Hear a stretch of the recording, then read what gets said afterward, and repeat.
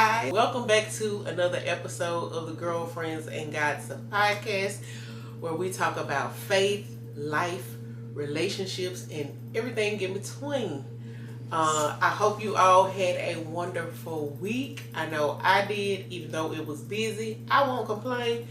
I have a special guest today with us, none other than my big sis, who needs no extra introduction. That's right. Natasha Gerard. Tell the people how you doing. Oh my goodness, I'm doing so good this morning, and I am so grateful that you invited me on this podcast. Absolutely. She is a mother herself of two of my beautiful nieces, and I have more than two, but two of the three of my beautiful nieces. And so we picked a topic today that we are very passionate about, and it is these kids. You know, we love our kids. We want to protect our kids. We want to do what's best for our children.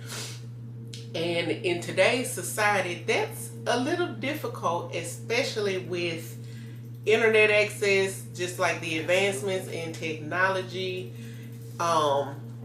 It's just a host of other things that, you know, I know I talked about it in a previous episode, but they just have access to so much more. And so today we'll discuss how do we keep them knowledgeable without oversharing, but then not so green or uninformed that they go out and find out certain things from other people, and it's usually in a perverted or skewed manner. And so we're just gonna hop into how do we navigate those waters as parents. Yes. Now y'all know we like to sip on something, so go ahead and grab your wine, your coffee, your tea, your lemonade, whatever you're drinking, and get your notebooks out. We're sipping on Bloom today. Strawberry cream. I don't know why I kept wanting to call it strawberries in cream, because it reminds me of those cream savers. The Werther's. Yes. Lifesavers. Yes, strawberries and cream. Y'all, it tastes just, see what I'm saying? It tastes.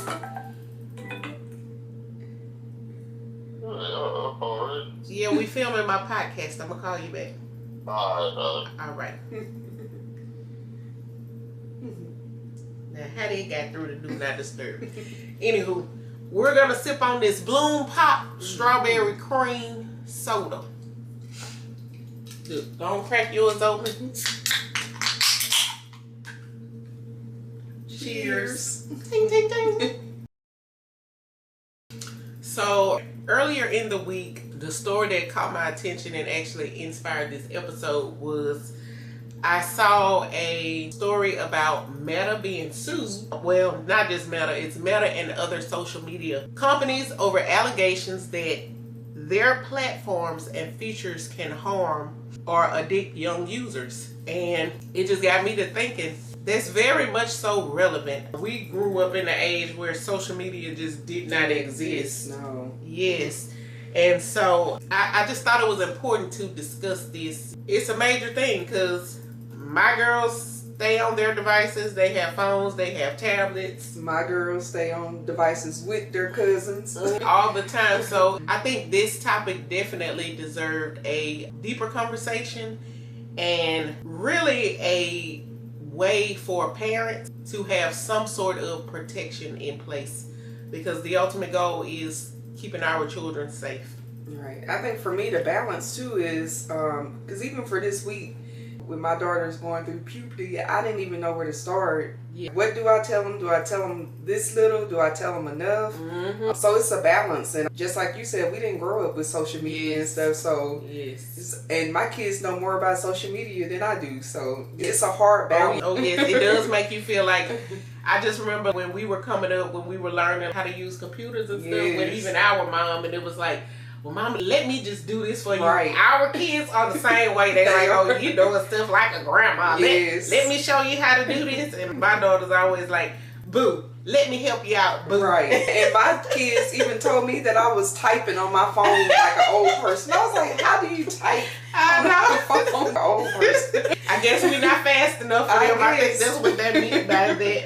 But y'all, one of the most important things we said, we didn't have access to a lot of these things, but I think instead of just their friends and TV and school, there used to probably be the only competition that our parents had to contend with teaching us.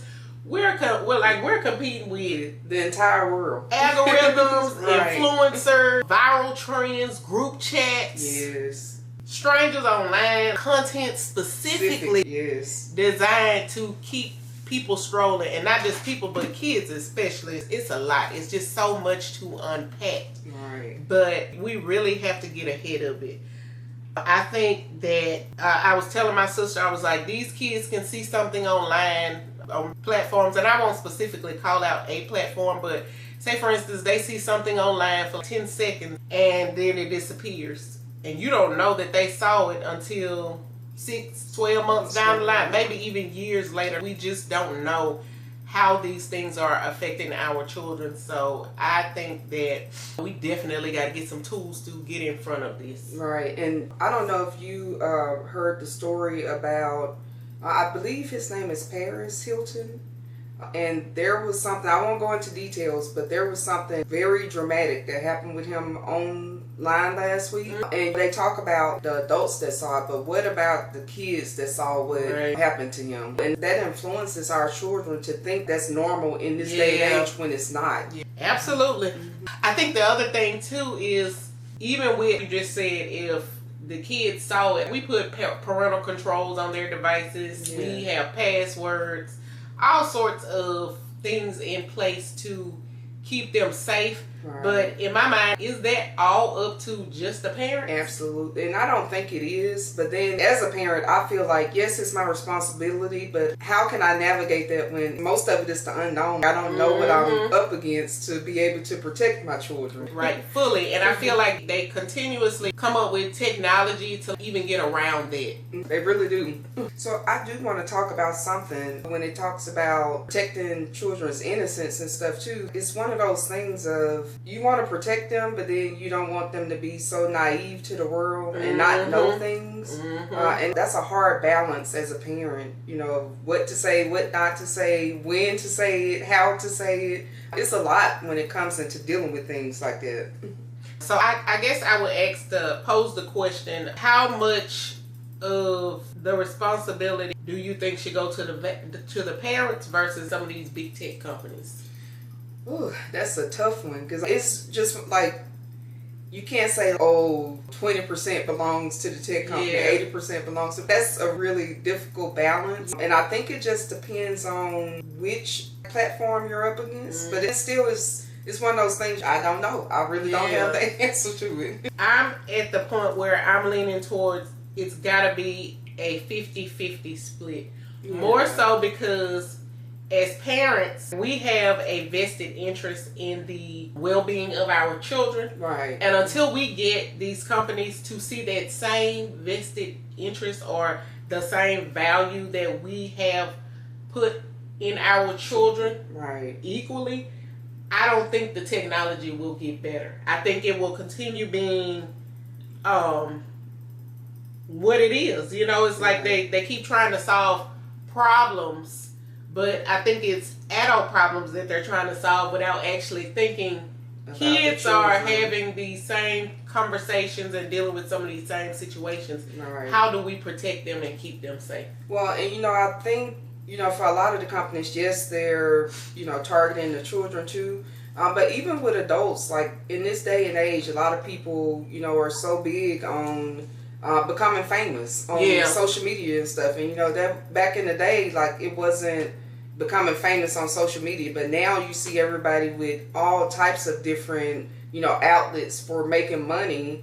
And of course that influences younger generation because they see it and they're like, oh, well then I can do this, as opposed to, you know, a 9-to-5 or going to college or whatever the case may be. So. And I think a lot of times they don't really account for the safety measures that a lot of like older influencers are putting in place. Like, for instance, I'm not filming my street address, or I'm not filming, you know, like certain things, because that invites unwanted people into your life. And we all know stalkers exist. We all know, some people just don't have the best intentions for you. So no, they don't. It's like, how do we get them to see that they can still have fun? We're not trying to be the fun stealers, but I just really want you safe. And I think that's what this whole conversation is about, and why I say this brings about what the bigger conversation will need to be about. And I think it's because if I know my kids are eventually going to see and hear things, I wish they hadn't. I'd rather a lot of those conversations come from here first. Right. But think about it too, Ch.2. It's been so many times that I chuckle at myself because things that we didn't understand our mom was trying to tell us, and then now I'm like, oh, I get it now. Yes. And for me, some of the stuff I'm not getting it until in my 40s. So just imagine our poor baby trying to navigate everything.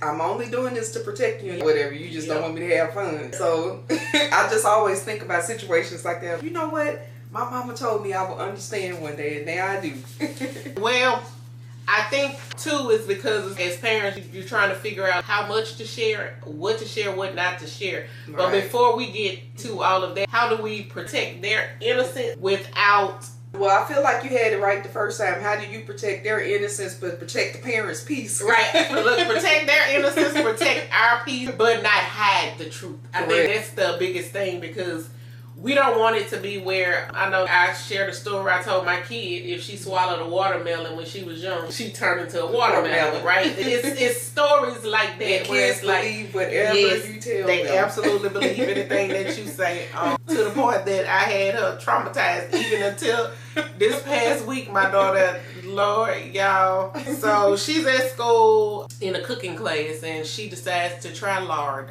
And I know my viewers know what lard is. There is no need to dip your finger in a bucket of lard and taste it. But she wanted to, just because she was interested in knowing. Long story short, it just made her sick to her stomach. She calls me hysterical, y'all. I pick her up, and I'm asking, I was like, well, did you eat? Because she was saying she wasn't feeling good.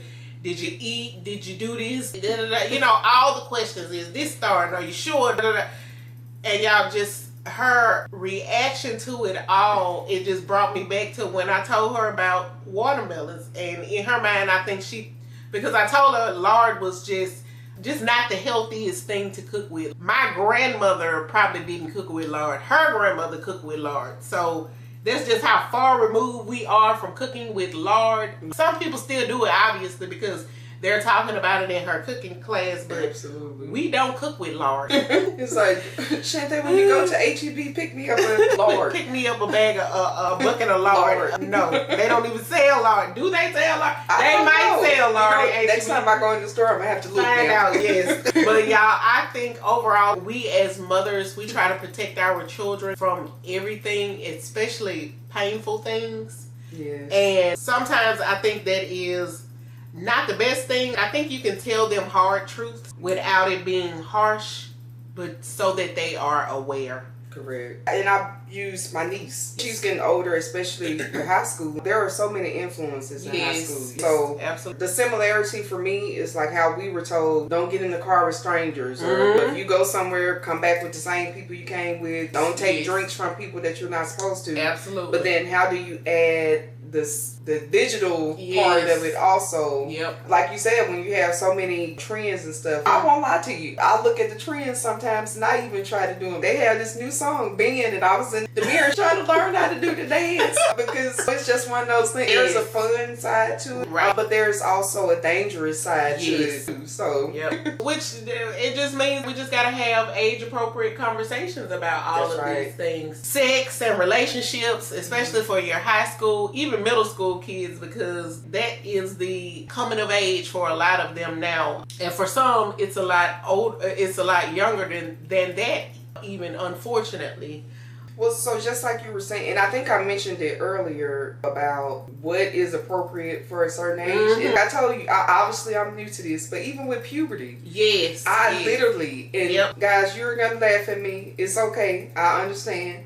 But I went on ChatGPT. What do I tell my 10-year-old about starting puberty? Because I don't even know how how to like to start with conversation, that how to conversation. say it to her, how much to say to her, what don't I say to her to upset her or embarrass her, or and so it's so difficult. I'm sad that I had to go on Ch.2 no, to it's give not some advice. I think it's just a reality of life. What do you say, how do you say it, and giving it to her in a manner where she'll understand, oh, my body is about to change. Right. I'm just a kid, but now I'm moving into what we call young adolescence and then adulthood, all the changes. But just having those conversations, and not just around puberty, we got to talk about violence, because we were talking earlier, these kids, they want to film every fight. Absolutely. They do. If you think about Roblox and all of the, not to call out certain platforms or anything, but I just know for me, my kids are always on there. Yes. And I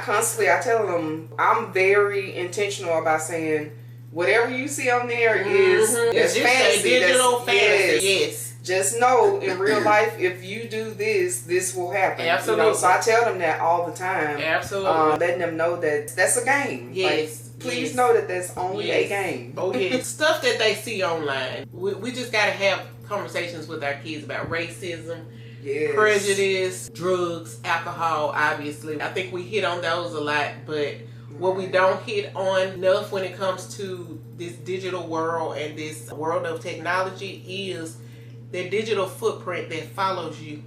And I know it may seem funny to watch such and such have a fight at school, or somebody at a football game, dare I say it, shooting or getting into an altercation with somebody.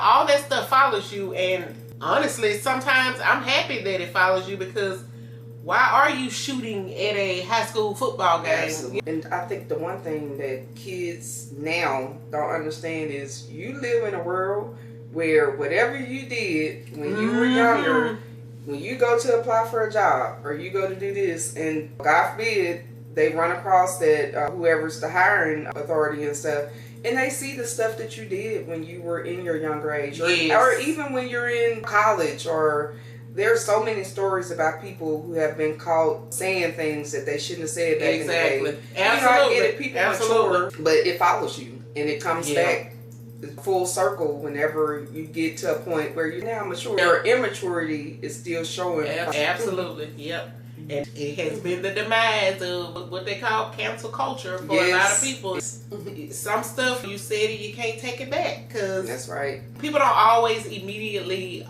accept your growth. No, they don't. They'll definitely put you through the ringer about your past. That's right. And people don't forgive easily. Look, and that's some good conversations for another. You might have to come. I'm telling you already, you might have to come back, because all that's good stuff that we need to hit on. But I guess staying with today's topic about just teaching our kids like safety online, especially when it comes to like predators, and I think even like friendships, because I don't think we talk about it enough, especially having daughters, with friendships with other girls. And you know, I teach my girls to be girls, not, you know, so much male centered. Like, I am my sister's keeper. If I'm your friend, like my sister said, if I go somewhere with you, we're leaving together. Right. If I don't like you, I'm not gonna hang around you to, you know, cause like your demise and stuff like that, harboring underlying hatred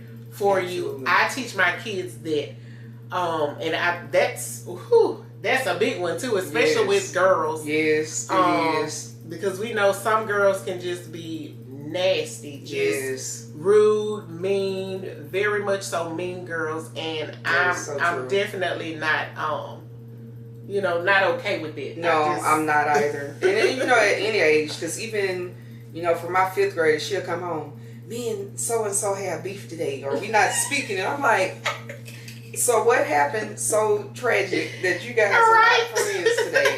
You know, so what happened today? Right.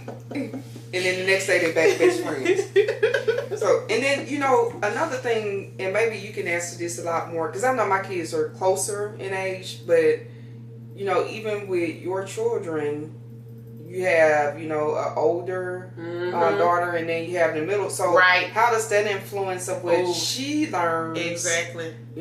As opposed to what they're learning at their age appropriate level, kind of play into how you approach things with them too. Yeah, so I will say this. I have definitely had to have some tough conversations with my older daughter, even with like certain terms that she'd learn at school, and she'd come back and say, and I won't even say this term, but it was a very vulgar term in terms of like referring to women's sexual organs, and I'm just like, we're not gonna say that. Like, it's just derogatory. It is just so off-putting. Like, that is not something you refer to yourself as. And in her mind, she didn't see anything wrong with it, because she just thought, oh, well, that's just what they call it, Mom. And I'm just like, who is they, number one? Right. And number two, like, no, we don't. Like, that's just,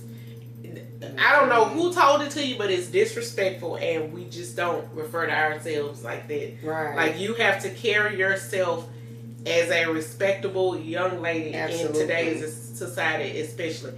I don't care what you see that is so widely accepted on social media, or like what's so trendy. I believe we still have that right as parents to say, I'm going to accept this, even though I know my kids are seeing, or I'm going to do something about it. Right. And I think it's going to take enough of us to say, oh, I'm doing something about it. That's right. Before we can truly like see a change.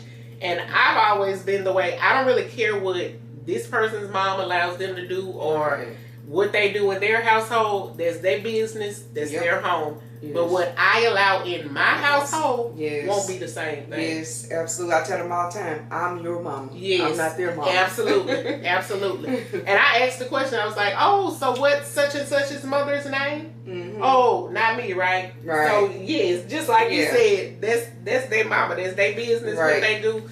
I'm not here to judge and tell you what to do with your kid, but as far as me and my house, we will serve the Lord, and we will direct ourselves in a manner that is presentable and honorable unto Him. Looking worse of one of my famous people. I won't call her out, but that's his business. That's right. That his and her business. But over here, it's a stricter program over here. So I think the thing, because we could go on and on about this, but it's like teaching them things from trusted sources. And that's not necessarily always just us, because we know sometimes our kids my kids might talk to you more openly or more freely about a more sensitive subject than they will for me, because they know you might approach it different. Yes. So I think we just gotta figure out how to get the information that they need that will just protect them and not really just burden them down, because at the forefront of it all, they are still children. We just got to figure out a useful, I guess,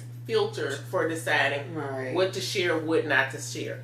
But what that does is bring us to the next topic of conversation, which is, even when we're careful about what we allow them to see or what we bring into our home, it's still going to be that our children have to leave the house, right? And that still step out into the world and be around certain people. That's one of the things that makes me think about is kids go to school, and although they have the laws that you're not supposed to have your cell phone, I know firsthand as a teacher, they go to the bathroom. And they share videos with each other. They sneak on their phone in the bathroom. So something that you might not allow them to see at home, they're seeing at school or with friends or whoever the case may be. Yep, because it's like you said, you go to school, your friends, Snapchat, and I'm going to say it, Snapchat. I don't think Snapchat is appropriate for kids, because it's like, why do your messages need to disappear? You get what I'm saying? To me, all of those things were created for other adult things, not for children. Right. I think for me, though, what I want my kids to be able to do is come to me ultimately and say, well, Mom, I saw this. Could you tell me what it means? And my kids do sometimes. They'll hear a term and they'll come and ask me, what does this mean or what does that mean? And sometimes I'm taken aback. My daughter came to me last week with another vulgar term or derogative term that she said a young girl at school called her, and I'm just like, well, what are we even doing here? But thankfully I was able to tell it to her and then just reassure her. People will say a lot of things, good and bad, about you, but it's really about what you think about yourself. Absolutely. At the end of the day. Confidence that you have in yourself. That's right. And not just having those conversations about what people tell you, but the stuff. I told the story a while ago about the lady who posted this story on social media about how she snuck out the house, did something she lied to her mom about what she shouldn't have done. And long story short, she brought it back up to her mother some 20, 30 odd years later and asked her why she didn't react the way she thought she would have reacted. And she said, yeah, I knew you were lying the whole time, but the thing is, I wanted you home safe. And she said, you came home safe. I didn't feel the need to say anything because you called me to get you home safe. Even in the situation that you got yourself in, you called me. And so I think we just want our kids to be able to say, I can call my mom if something's not going the way it should, or if I feel unsafe in a situation. Absolutely. Now, I know that we want to be adamant about protecting them and keeping certain things away from them, but ultimately, I think we want them to be able to come home to a safe environment. Right. And so the big question that I want to ask is, do we think that we have to harden our homes? I don't think harden is the right word. I think trust is the big. I don't know why, but trust comes to my mind. And the reason being is just having that open communication and them knowing that they can come and talk to you regardless of how bad it is, regardless of if it's something that they didn't want to, like you said, with the child getting herself in trouble, but then her mom being able to call her mom and say, oh, you know what? Yep, you did it, but I'm here to protect you. At the end of the day, my goal in life and my responsibility is to protect you. I think I'm asking because we know the world can be a harsh and a hard place. Yes. But how do we navigate tough topics around the harshness of the world while also giving them a safe haven to come and land in? I think that's what I'm getting at. How do we foster that type of environment?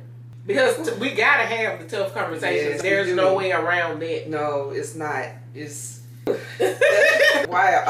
let me think about that one. I think just sometimes you can make it into a relatable conversation, something that they understand. And I find myself sometimes saying funny little terms and stuff that they say. Even around the house, if I tell them to clean the room or something, and my other one hears me talk to him, you'd be like, ooh, mommy, clock that tea.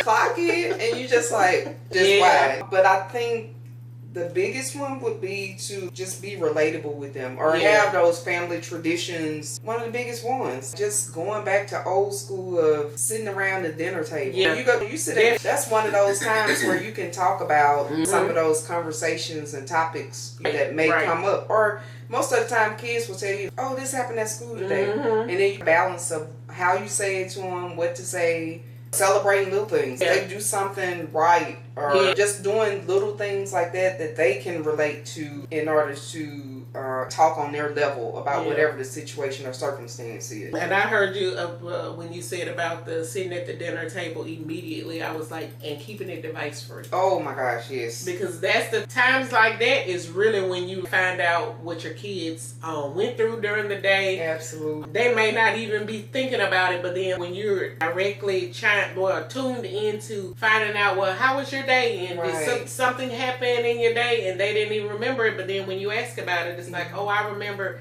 this and such did that. I know mine, she'll come home with all the funny stories about what happened in school. To me, the foolishness of what happened, who said what, and such did this, and I'm just like, and so what else happened in school? But really just talking to your kids, making them feel like you're a person just like they are. I know I share stories of some of the nonsense things I did when I was a kid. They definitely, or they'll call our mom and she'll tell them, well, your mama did this. So I'm not to say that you should be able to do that. I'm saying, she had to learn this way with such and such lessons. You don't want to have to go through that. And one of the things too, Ch.2, is just having that emotional tools and support system too, to be able to handle whatever experience they're faced with. Absolutely. Just like you were saying, we'll be sitting around the table sometimes, and my daughters will tell me something that happened, and my first question is, well, how did that make you feel? Right. How did you feel when that person did that? The open dialogue. Yes, that open dialogue, and just giving them that emotional support and letting them know it's okay to feel a way that you felt about whatever it was that occurred. Yeah, absolutely. Well, we're going to close out, guys. I think that this was definitely time well spent, and I think that a lot to chew on in terms of how we move forward in today's society with all the advancements in technology. It definitely got me thinking about a lot of things now. Absolutely. I will say this. We can't convince our children that the world will always be safe.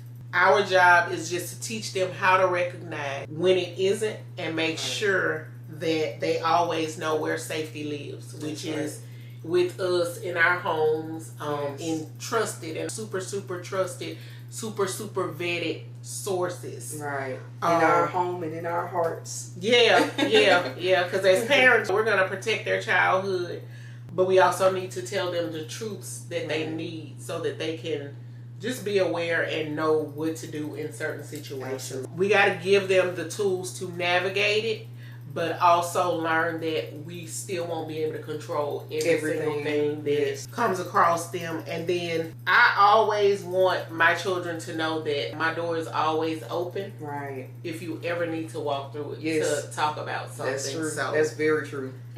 And I'm going to say that's even when they get older. Home will always be safe. That's right. For Home you. will always be safe. I need a shirt that says that. Home will always be safe. Yes. As always, guys, we're going to leave you with those thoughts. I hope you enjoyed today's conversation. Chime in the comments and let us know, did you find this useful?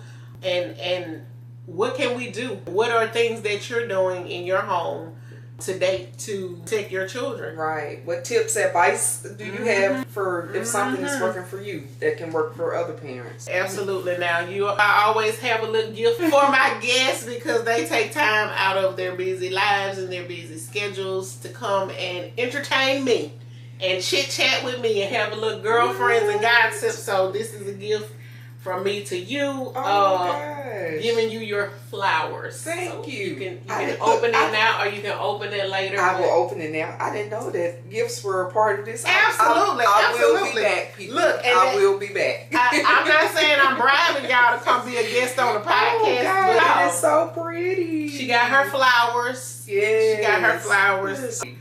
And so, thank y'all again for spending time with us. I hope it was time well spent. I hope this blessed you. And I do hope that you have an awesome and wonderful week. Would you like to say anything before we leave? Just everybody have a blessed and prosperous week. Just make sure that you know we don't have all the answers today, but this is the reason we have these type of conversations. So absolutely, yes, and we're fostering and trying to build a community around this type of support. So y'all know the goal is and will always be, what's my motto? Less chaos, more chemistry. See y'all all again next week.